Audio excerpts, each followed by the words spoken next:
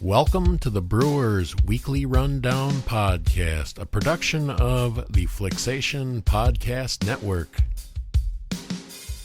Brewers down to their final out now. Now up to Christian Yelich. Here it is. Yelich sends one to right center and deep. Get up! Get up! Get out of here and gone for Yelich. He has tied the game with a booming home run. He got it all. Tied up 4-4. Hello, everybody, and welcome to episode number 6 of the Brewers Weekly Rundown Podcast. Thanks for joining us this evening. So we recorded this episode about a week before we released it. Some changes have happened, as per usual, with the situation on the 2020 season since we recorded this. Our discussion is pretty general, and most of it still applies, but I just wanted to take a second here and talk about some of the stuff that has happened. The owners have made another offer, this one upping the prorated pay scale to about just short of 80%, pretty much still the same deal, 70-some games, players not budging on taking the full prorated salaries. Rob Manfred, just about 5 days ago, gave a 100% guarantee that there would be a 2020 baseball season. The March agreement does give him the option to invoke a season without an agreement from both sides. The typical thinking there was he would go somewhere between 45 and 54 games, as that pretty much encompasses the amount of salary the owners have been willing to pay in all of their offers that they have made. And actually yesterday, now Manfred has basically done a 180 and now says he's not sure there will be a baseball season. Apparently part of the March agreement allows the players to file a grievance if they don't believe the owners have acted in good faith while making negotiations. Some legal analysts believe the players have a very strong case here, as the owners and management have pretty much made the same offer multiple times with just a few different numbers thrown around. So it's very likely the league would lose that grievance, which would require the owners to pay $1 billion penalty to the players' union. Apparently that is scaring the heck out of some owners at this point. That settlement could take years to work its way through the court systems, but I believe at this point it is a very real fear for the league and owners that they would be subjected to paying that penalty. The grievance can only be filed if Manfred takes what they're calling the nuclear option and installs a season without a mutual agreement between players and the owners. The grievance can't be filed if there is no season at all. So that's why we sit in limbo here pretty much right now with nothing to look forward to. The landscape changes constantly, so who the hell knows, but I wanted to let you folks know what has happened since we actually recorded this episode.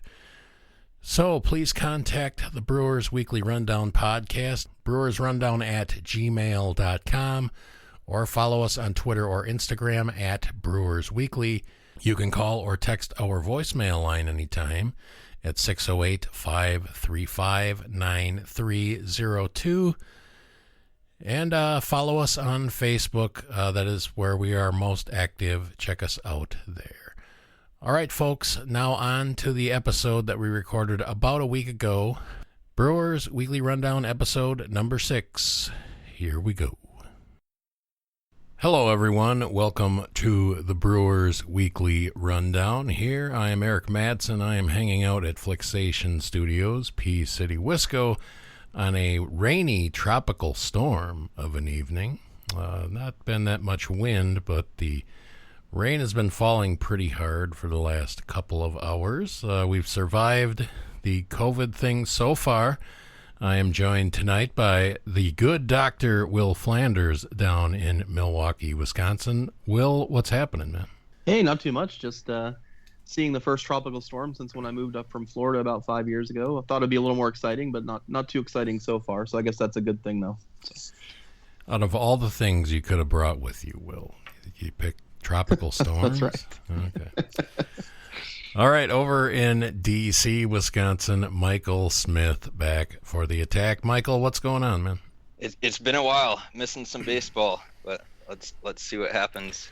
Hope everyone's happy and healthy. Of course, the lockdown here pretty much lifted in Wisconsin. I've been working the whole time in public. I haven't really started going anywhere other than work, even still. Will, you've kind of been out and about a little bit. How are things on the outside? A little bit, yeah. Just still trying to be careful and not, as we were discussing, this with a lot of folks. You see so many people that aren't, wearing a mask. If you're going to go out in public, obviously. There's no political side. There's no reason you shouldn't participate in wearing a mask. It doesn't make a huge difference always, but it can help. So it's always disappointing when I see a large number of people that aren't doing that to protect the employees that you're dealing with and the other people that are out there that you're dealing with. Yeah, I've done a few things. Went to a sprint car race up in Beaver Dam last weekend, and it was interesting to see a sporting event and how they sort of are taking those things into account with, sort of reducing their capacity in half and social distancing in terms of only families can sit with each other. It's probably not sufficient. It's probably not enough to, actually stop the spread if there were folks that were infected. It seems it's more along the lines of, doing what will make people feel safer, whether in fact it actually can make a difference. But it's interesting, trying to balance, getting back to some aspects of normal life with obviously making sure that we're not contributing to increasing the rates here. So interesting time for sure. Yep. Tourist area here near me, the Dells just opening up. I'm seeing carloads of people heading that way. Guess not too surprising. Mike, what's going on in your neck of the woods? Door County's kind of, I guess, proactive. They're pretty slow to open up. Once Memorial Day hit, that's when it kind of starts opening up. It doesn't really start getting real busy here up until about the 4th, but it's definitely gotten busier the last couple weeks. But there's a lot of restaurants that either, if they're open, they might not be open to dining in the facility, only drive up only. There's still a lot of businesses not open yet. So, and I don't know how many of them will open. I think the next few weeks are going to be a kind of a waiting game for some people to see what they're going to do with their business, because they have to find employees too. So, yeah. Well, funny you should mention the waiting game, Michael, but that's pretty much what we're doing here with baseball. Yeah, we haven't done an episode in a couple of months now. I mean, my philosophy sort of was we just kind of wait till something definitive happened. I don't know if when or if we'll see that at this point. It's still not looking great. We've had some offers go back and forth. Actually, we've had 2 official offers now from the owners, kind of a third offer that's a little less official, I guess. Pretty much the same thing repackaged 3 different times, at least in terms of the money for the players. The players looking for more games and full pay for those games, and they are pretty unwavering on the fact that they want to be paid in full for the games played. It's a slippery slope here. I mean, yeah, no one really knows what kind of money will come in for the owners without fans in the stands. I think both sides are doing a pretty good job of making themselves look bad in some regards. I'm much more with the players on this one, but so as we've had these offers kind of go back and forth, and as we record this, it looks as though the players are about to make another proposal, this time for, what was it, 72 games? I just looked at it, but 89. 89. Okay, yeah. So 114 the first time, 89 the second time. Again, they are looking for full-scale pay for those games. I expect the owners will turn this down. We don't know that yet as of recording. But Mike, how has this whole thing looked to you? What are your thoughts? You're still pretty firm that there won't be a season? I'm definitely still pretty pessimistic. Even when you look at other leagues, I think it's important to not necessarily compare baseball to NFL or compare it to NHL or NBA. You have to understand with NBA and NHL, like they've already completed, 80% of their season or more. They've already gotten all the revenue from that. They have big contracts for the playoffs. So, they wouldn't be taking a big revenue hit. And I think that's why everyone can come to the agreement. And NFL can survive, without fans if they needed to. In baseball, they make so much revenue from having the fans, and there's just so many question marks. And there's a lot of players too, and it's a lot of games. And from a purist standpoint, there's a lot of people with baseball, that like the old-fashioned rules and whatever else. But at some point, we have to be looking at, is this a season? Is it even worth being played? Because baseball is more of a marathon, and if we're going to under 100 games, under 80 games, under 70 games, and there's reports that Will shared earlier that looking like they don't want to move the baseball playoffs either. So it's almost kind of under the gun to figure something out here. But I just think they're too far apart, and I just don't know if it would be the same kind of baseball. We all want baseball back for sure, but a 80 game season and maybe some guys get injured or you're not back for next year. There's just still so many questions to be answered, and there's still the cases are going up. The media might not be talking about it as much in the last couple of weeks, but there's been some pretty triple digit increases in a lot of communities. So have to keep our eye on it. Yeah, it's funny how pretty much everything that focused around our discussions on the last couple of episodes were all about the pandemic itself. Now that's barely even mentioned in these baseball discussions. Yeah, so I think that, we've had all these offers going back and forth. We've had ranging from 114 games, as you mentioned, down to, I think the owner's first offer for full salary, right, was 50 games.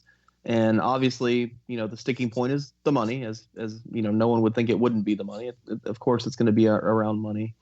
I think one aspect that really plays a role here is, the owners claim that they're going to lose, about 40% of their revenue with no fans in the stands. And, I've heard, people over the years and, in many different contexts and other baseball folks say, are the owners really, telling the truth about where the revenue losses are going to come from? And historically, obviously, we know the owners have not been a trustworthy group, right? When we go back to the era before free agency, whether it's the collusion in the 1980s where they were flat out refusing to sign free agents. So they have this tremendous track record of giving the players a bad deal. And, even though it's another generation of owners and another generation of players, I think that legacy of, basically screwing over the players, still holds sway in a lot of players' minds. And I think when the debate enters the media and when it enters the public sphere, I don't think people realize the prism through which a lot of the players are seeing things. They take everything the owners put out there with a grain of salt, and there's a good deal of justification for why they would be, would be skeptical of what the owners tell them. 30, well, not even 30 years, 100 years of a bad track record isn't something that's going to be made up. And, Manfred in his era hasn't done much of anything to improve things. If anything, since Selig left, things have obviously gotten even more acrimonious, right? There was kind of an era of labor peace after the strike in 1994. I think both sides saw they really hurt the sport, and there was a go along to get along element, not as strong as you see in other sports, but it was there. So that's the prism, through which all this is happening. I think that it would be helpful if the owners could open the books and, see the extent to which they are going to be losing significant resources from the lack of fans in the stands. Is it really that 40% number? How much does it vary by team? A team like the Yankees with a huge TV deal, obviously it's not going to affect them as much as a team like the Brewers that I assume are more dependent on that stadium revenue for their profitability. So, I can see both sides here. I think the optics have been terrible, as you guys mentioned. Both sides come out looking bad, but both sides have a point. There was a deal in place in March. The owners say that deal was dependent on fans being in the stands, but the players thought that deal was going to be good, for prorated salaries, throughout whatever happens. So I think that both sides look bad. It's more on the owners to take the hit in this case. I think to just get a season. I think in some extent they have more to lose. But if there's no deal, I do worry about the long-term future of the sport for sure. Yeah, I'm curious about the March deal, Will, and you have a law background, so everybody knew it was going to be about the money, right? I mean, it's always going to be about the money with these guys. Why is the most important deal, or at least the most important, like, linchpin in that deal, the quote-unquote fans? How is that not just, like, in specific language in that March agreement? It's kind of in there, but it's kind of gray and it's kind of wishy. To me, that's the one thing you make absolutely clear when you hammer out this deal. So that's what really bugs me about that. Yeah, especially given the circumstances we were in, right? I think, thinking back to March, it seems like 10 years ago, the way this year is going, right? 2020's, 10 years and one.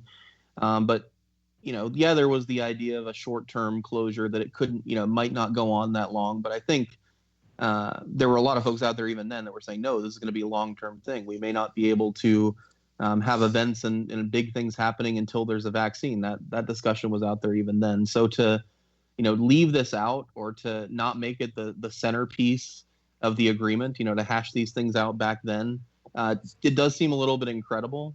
And I'm not quite sure why they sort of took this rosy view that we might be having games in home stadiums with fans in a few weeks, because, by the time these things were done, things were already pretty bad. The case counts were increasing, states were closing down. So I don't know where that idea came from. It may have been in anticipation that they'd spend the next couple months working things out as the date got pushed back a little bit, but it is a little bit hard to believe for me as well. I mean, yeah, I guess it's a skeptical view of it, but for me, I don't know, it feels like the owners probably left it wishy-washy on purpose so they could maybe lead the players to believe it wasn't not in there, and the players just think of, well, of course it'd be in there. Why would they give us a deal without that in there? But they may have also thought they could be better able to railroad the players, right? You could see it at the beginning here that they were trying to, have these negotiations in public, right? The idea was, well, the players are the ones that are the roadblock, right? All those leaked messages were coming out from the owner's side. Maybe they thought the playbook from previous strikes where everyone's against the players would sort of play out the same way. And in some ways it has, but in some ways I think people are more willing to see that there's blame to spread around than they were in the past. So yeah, I'm pretty pessimistic at this point.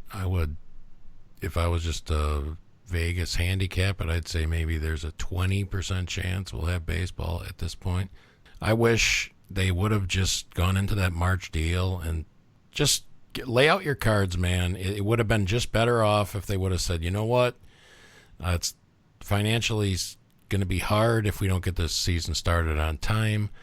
Sorry, we had to come to agreement that it really wasn't going to work in 2020 and whatever. But you get this weird, nasty back and forth that it's worse in today's day and age with the internet and everything. So now you got this nasty blood that's boiling over into the CBA coming up here.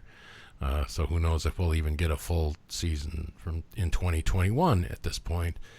And based on negotiations so far, it's not looking good. But I guess the thing I've been thinking about the last couple of days the most is just pretend they strike a deal this weekend. And they get a roughly July 4th, maybe a week after that is when they get the season going or whatever, however many games.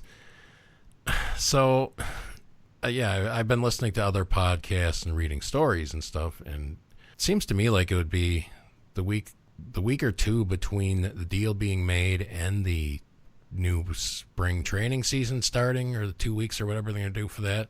It's going to be bananas for these GMs because guys are probably going to be able to opt out. Expect they won't play unless they get all the money they have coming to them for the games played. You got to think as a player, especially guys who had good 2019 seasons and 2020 was their contract year.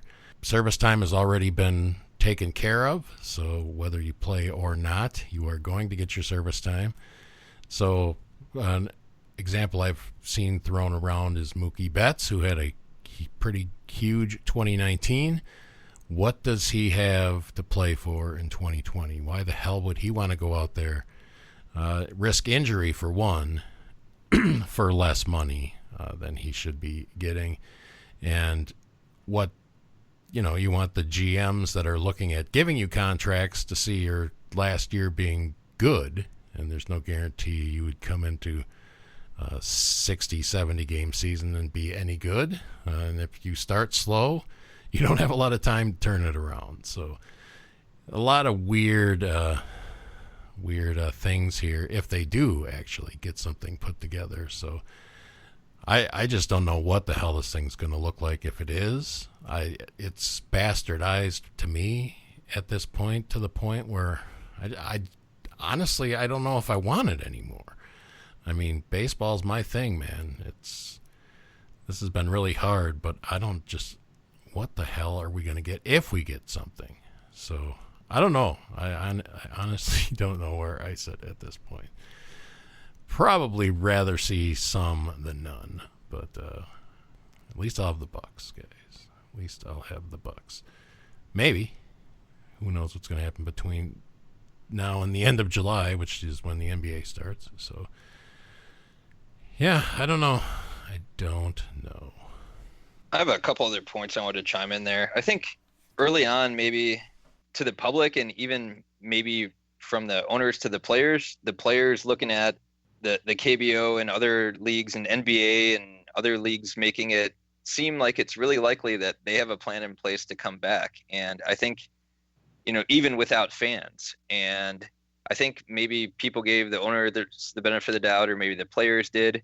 And we also have to remember kind of the setting that kind of, led up to this. It wasn't just COVID-19 hitting. Like this, we'd already talked on this podcast before about, possibility of a strike, but, the players have already given up so many rule changes. They've already given up so many different things. And then during all this, keep in mind that there's a bunch of minor league teams that were pretty much maybe permanently contracted at this point. A lot of these guys got let go. A lot of them aren't under contract. I think they do have a thing that there might not be a draft, but there was something that they could sign like any player for, I think maybe like $20,000 if they're like unsigned, or some lower amount. But there's a lot more that led up to this. But I think the looking at the other leagues and actually thinking that maybe it was viable, or them giving the impression that it was, but I don't think that's the case. Or, if without them opening the books, who knows?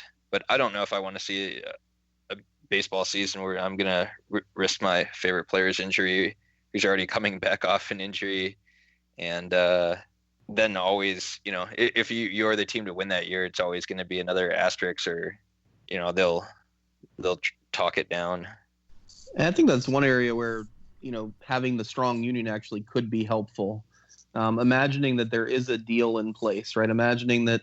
So what would have to happen is the union would have to vote and the deal would have to be approved. I think if that happens, and who knows if we're going to get to that point, but if we do get to that point, I think the union would actually, encourage their members to actually participate, because the deal was struck. Now there are, the players out there that have health risks. They're folks with pre-existing conditions and things that actually might make it, so it is at least somewhat unsafe for them to participate. And I think, that kind of stuff obviously would be an exception to the rule. But I do think in the case that there's a hypothetical deal that's approved, I think we would have pretty broad participation. Now, the other question you guys were bringing up, do we want a season? And yeah, I miss baseball every night when I'm sitting here with my girlfriend having to watch, 90 Day Fiance for the fifth day in a row rather than, a Brewers game. But there is a point of, when I heard the 50 game schedule, to me, that's the point where this season would be such an asterisk that maybe it truly wouldn't be worth having. I've seen people bring up, and it's not a novel idea, but some numbers are sacred in baseball, right? Like the 400 hitter, Ted Williams hitting 406, is a number that a lot of people, are familiar with. And, if a player hits 400 over 50 games, which we've, seen many times, how would that sit in the record books? But even more important than that, if we play this super short season with some expanded playoff, where maybe teams with losing records are getting into the playoff, how do we treat that World Series championship relative to others? When we had 1995, the season was slightly shortened, I believe. We had 1981, that was a weird season with two halves and the champion of both halves getting in. But that was still a pretty full season in both of those cases. It wasn't anything close to 50 games. So I think when we're down at that threshold, I really think, a half season might be the minimum thing that's acceptable. The other thing you guys brought up that was interesting to me that we've learned lately is the idea of it's actually the TV networks that don't want the season to extend past October. And this is something that, when we were thinking of in the earliest days here, we were all saying maybe we'd have the World Series at neutral sites in, Miami or something like that in December, or in November. But apparently the TV networks really don't want that to happen. And obviously, since that's where the big money that's still coming in comes from, that's a huge impediment to getting a longer season. And, we might be looking at one of those 50-game things that really doesn't satisfy anyone and could lead to some injuries. Isn't our local network contract coming up too for the Brewers? Yeah, I think there's one more season after this one. I think. That changes the value. Had to be spun off, there's right? Question marks. So I actually don't know this. Are any of the Brewers teams, any of the Brewers affiliates, were they part of those cuts of teams? I thought San Antonio was done. Okay, is that right? Okay, that's probably. I'm not 100% sure, but I thought. Yeah, may have played their last game as the Brewers AAA affiliate. All right, guys. So, yeah, I guess as we got the CBA thing coming up, a big part of that is Major League Baseball has pretty much begun to shrink the minor league system. And part of this whole shitty 2020 season is a lot of those guys aren't getting paid anymore. Some of them are still getting like $400 a week or something for various teams, but a lot of guys getting cut.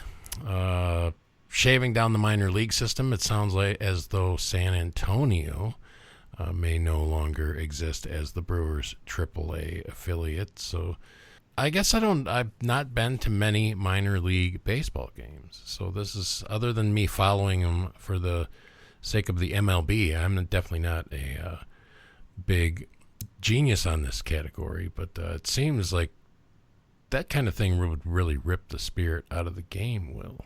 Yeah, I think that's right. I think and there is an argument that, with modern technology and a better way of assessing players that, maybe we don't need as many minor leagues as there were in the past. I think that's the sort of argument that's underlying a lot of these cuts. But on the other hand, there are a lot of smaller cities throughout the country that people's first exposure to baseball, is through a single A or a double A team that's in their town. And I think that, oftentimes when we have this discussion, we're forgetting that aspect, that baseball is a sport that's struggling to get younger viewers. It's a sport that's, fan base keeps getting older and older, and, limiting people's ability to go to a ballpark and see a game, I think could actually have a, significant long-term impact on the health of the sport, because, more so than other sports, it is possible to, see a game relatively close in many parts of the country at one of the minor league levels. So I think, that's an aspect that's being forgotten. I think this would have been a lot bigger news as this, in the apps, if we actually had a season going on, right? If we had a normal circumstance. But I think it sort of fell under the radar in all of the obviously much more important coronavirus news and even the news about, the inability of the league to get a season going. So it'll be interesting to see how that works out, how the restructuring goes. But I do wonder, given that we still see a ton of hit and miss draft picks. We still see a lot of drafts where a number one pick doesn't make it, past AA, right? Those things still happen pretty regularly, maybe less so than the past. But I do wonder about what this will do to the quality of the players that make it to the major league level over time as well, because I think maybe they're underestimating or overestimating the ability to make better picks than we did in the past. I mean, there's just a lot of players that are going to be under contract. We might not have a draft, and these ballparks are part of the community in the minor leagues. That's their team. That is, and it gets communities that, or maybe regions that don't have a professional team, and they have a AAA affiliate or another affiliate, and they have quality baseball to watch, and the community and all that really supports it and gets behind it. The only thing maybe is if there is some expansion, maybe at least a player or two of teams would be absorbed, and maybe they would make the major leagues then. But you're not gonna, I don't know, it's in maybe with the international players too. I mean, maybe they're just gonna have to play overseas or whatever, but they might not have as many chances to play in low A ball or developmental ball, and then they're a long ways away from the team affiliate themselves. Yeah, you think about those, late round draft picks. I was seeing stuff the other day about Mike Piazza, right? Guys that ended up in the Hall of Fame that were drafted, way late in the draft, and without all these levels of development, would a guy like that have even been viable to draft? I mean, I don't know. Another interesting thing I think Lorenzo Cain was. I mean, he's not a Hall of Famer or anything, but Lorenzo Cain was like a 17th round pick, right? Exactly. And he's carved out a pretty damn good career for a guy just barely picked. Exactly, and these guys fall through the cracks sometimes, even with the system we have in place that has a more in-depth minor league. And then you just think about the individual players that are having their livelihoods. Their major league dreams are going away, earlier than they should have potentially. So it's a bad situation all around. The sort of negative message that out there that MLB really doesn't need right now in a time when they're getting plenty of negative publicity. One other thing I saw today that was interesting is rumors that with the draft that is coming up, that some teams may make picks with no intention whatsoever of signing the players.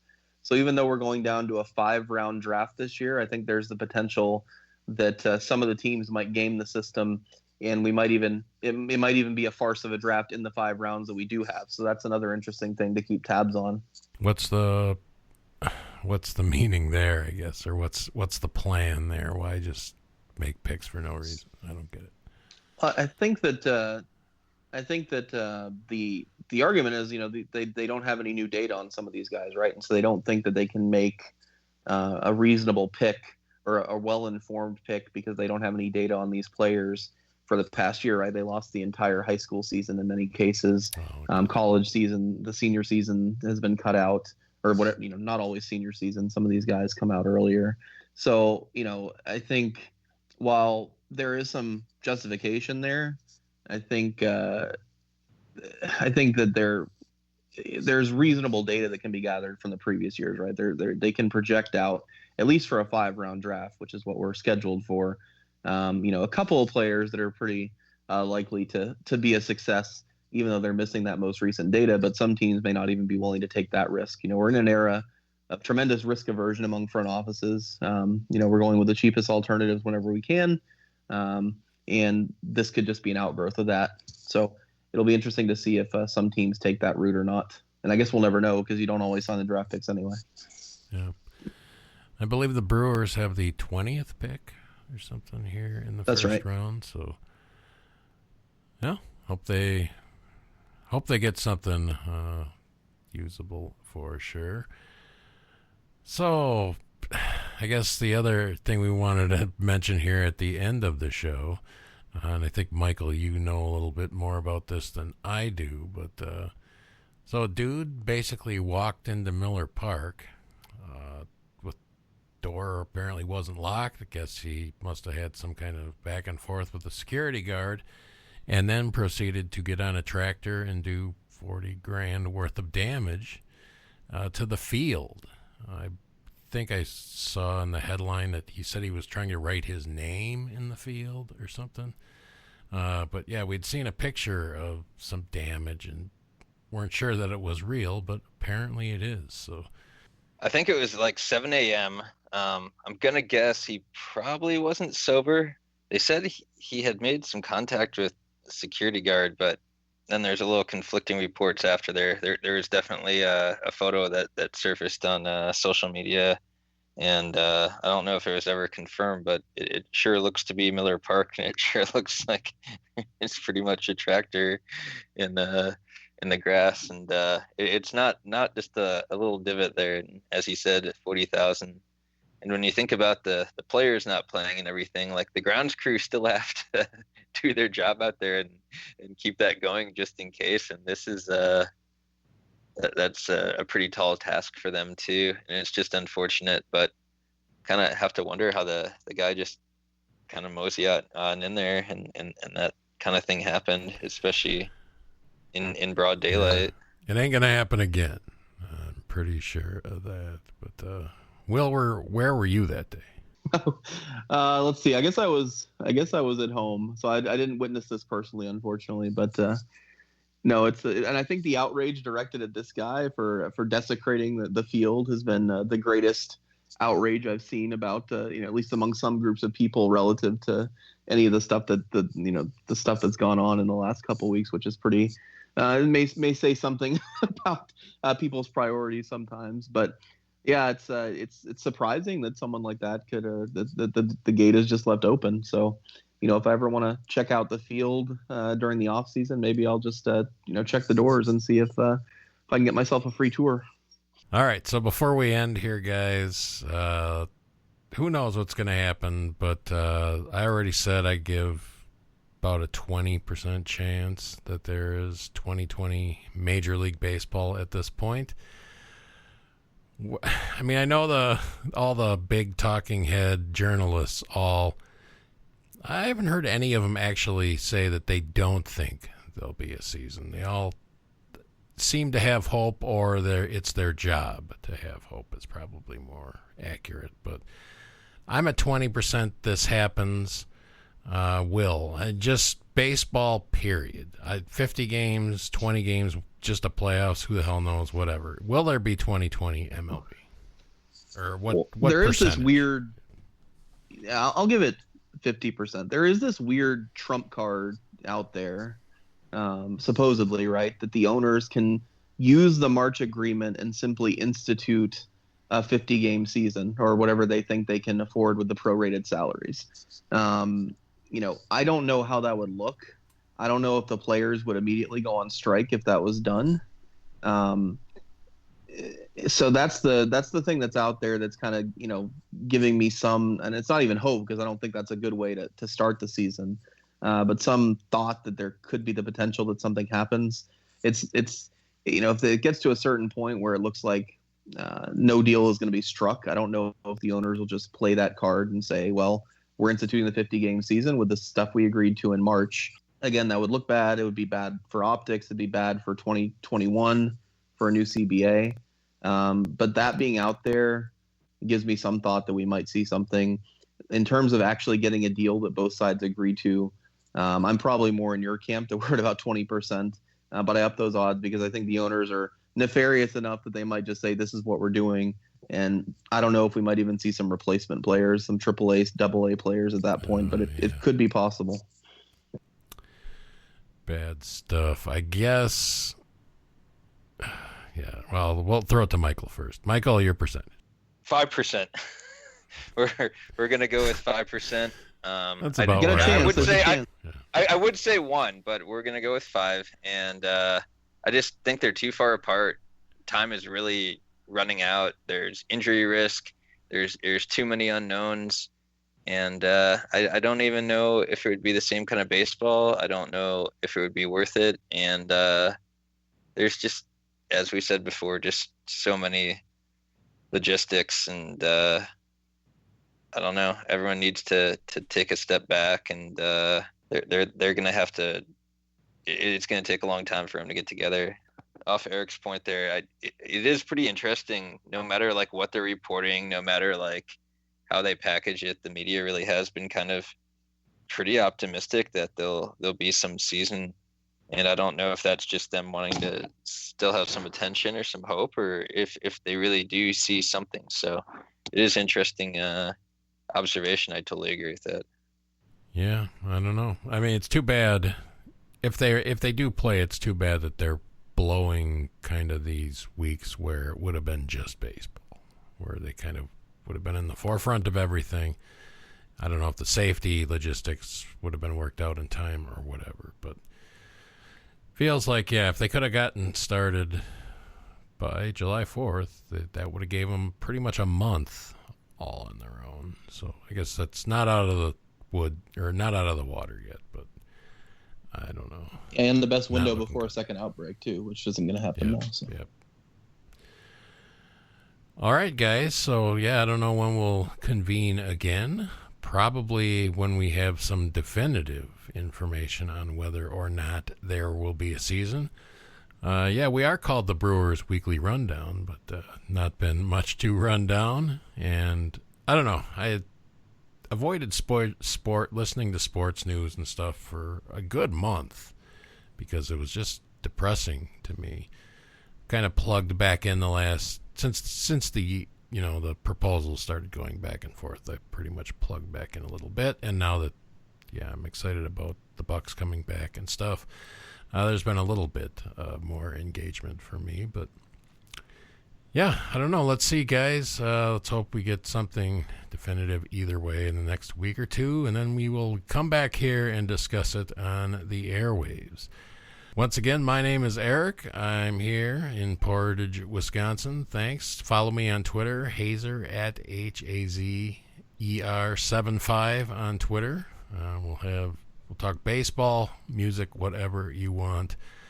Hit me up there. Thanks for joining us again, Dr. Will. I'm always glad to have you on the show.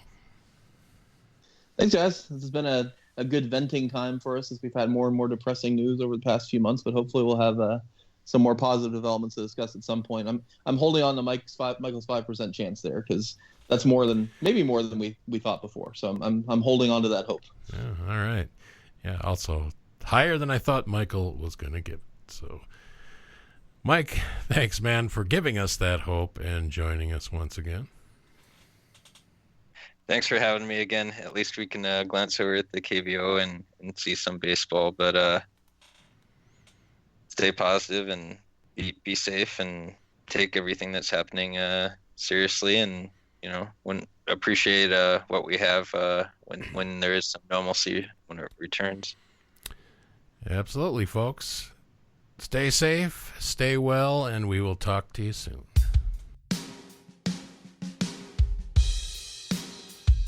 Thanks, everybody, for listening to the Brewers Weekly Rundown. It is a 2020 production of the Flicksation Podcast Network. We will see you next time.